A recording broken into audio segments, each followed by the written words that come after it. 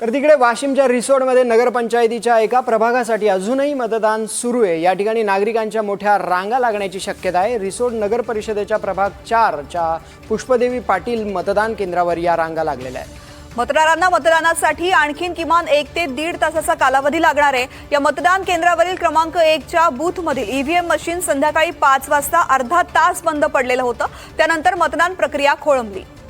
त्यामुळे मतदान केंद्रांबाहेर मतदारांच्या रांगा लागल्या आहेत। मतदान प्रक्रिया पार पाडण्यासाठी मोठा उशीर होताना पाहायला मिळतोय। साजन धाबे आपले प्रतिनिधी आपल्या सोबत आहेत। साजन,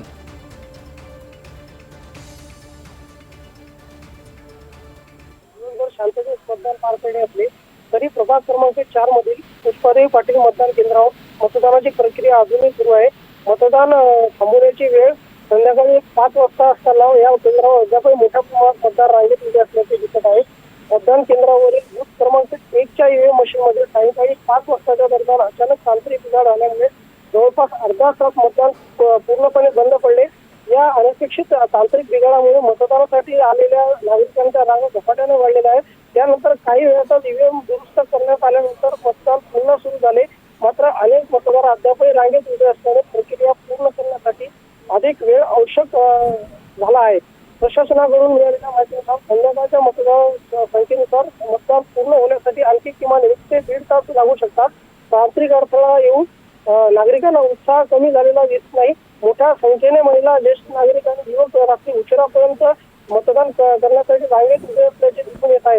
मतदान केंद्र परिसरात पोलिसांचा तसेच नियमित कर्मचाऱ्यांचा बंदोबस्त असून मतदान शांततेत व्यवस्थितरित्या पार पाडण्यासाठी प्रशासन सतत प्रयत्नशील आहे। मतदानाच्या वेळेपेक्षा उशीर झाला असला तरी संध्याकाळी 5 पूर्वी मतदान केंद्रावर पोहोचलेल्या सर्व मतदारांना मतदानाचा हक्क बजावण्याची संधी दिली जात आहे। तर दुसरीकडे मालेगाव नगरपंचायत निवडणुकीदरम्यान थोडा वेळ गोंधळ झाल्याचं समोर आला आहे। बालविकास स्कूल मतदान केंद्रात केवळ 4 मतदान बाकी असताना कर्मचाऱ्यांनी ईव्हीएम मशीन सील केल्याचा आरोप नागरिकांकडून करण्यात आला आहे।